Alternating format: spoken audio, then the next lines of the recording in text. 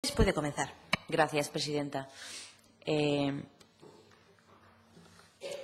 creo que si una de las cosas que estamos concluyendo del señor Zelaya, y lo hemos visto en varias ocasiones, es que nadie promete más que el que no puede cumplir. Y como no es la primera vez, si él aquel 7 de marzo del 2016 no hubiera planteado todas aquellas medidas o todos aquellos servicios que realmente prometió, pues seguramente no estaríamos donde estamos. Yo creo que todos los grupos nos quedamos con muy mal sabor de boca con ese plan estratégico del Hospital de Jaca, porque, como bien han dicho otros portavoces, no nos dio tiempo a valorar, pero ya, a grosso modo, ya vimos que no cumplía para nada las expectativas que en el territorio había. Y yo lo digo más de una ocasión, que es que no piden grandes cosas, que es que piden cosas absolutamente normales.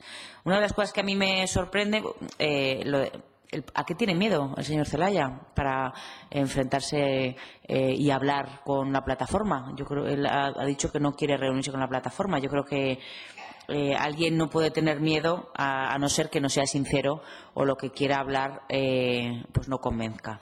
Yo también soy muy partidaria, o también creo que se ha hecho una mala gestión respecto a los acuerdos políticos, me refiero de todos los grupos de esta Cámara con los que se podía haber contado. No se ha querido contar. Y yo creo que, partiendo de la base de que no se cuenta con todos y solo con unos pocos, es normal que haya gente que no le parezca bien. Los focus group están muy bien, pero en el contexto en el que se planteen, si son focus group de grupos, solo de unos grupos y no de todos, pues lógicamente es una visión sesgada de la realidad. La señora Martínez se enfadaba porque decía que si esto era un juego. Yo creo...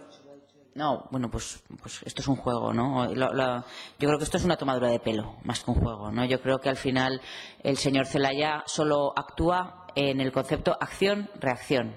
Es la única manera. Yo creo que todos nos estamos dando cuenta que el señor Zelaya solo reacciona cuando hay una acción.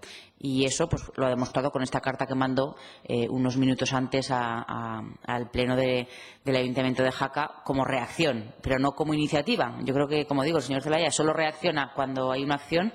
Yo creo que, como bien quedó claro en el Ayuntamiento, hay unanimidad para algunas cuestiones, que el señor Zelaya tendría que ser capaz de ponerlo en todos los ámbitos, en este caso en el parlamentario, y por lo tanto nosotros desde luego sí vamos a apoyar esta iniciativa, porque, como bien se decía, todos los grupos parlamentarios en esta Cámara hemos presentado iniciativas respecto al Hospital de Jaca, cuando fue el traspaso del Casar, con las incertidumbres que a todos nos generaban.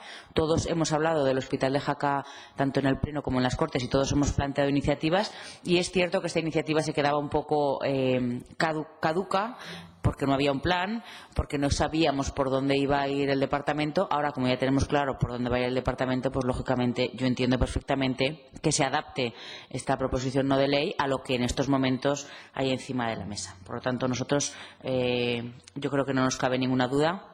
Y, como digo, veremos cuál es la reacción siguiente a la acción, porque, como digo, el señor consejero lo que tiene que plantearse es trabajar independiente acción, lo que tiene que tener, no solo la reacción del resto de grupos. Nada más y muchas gracias.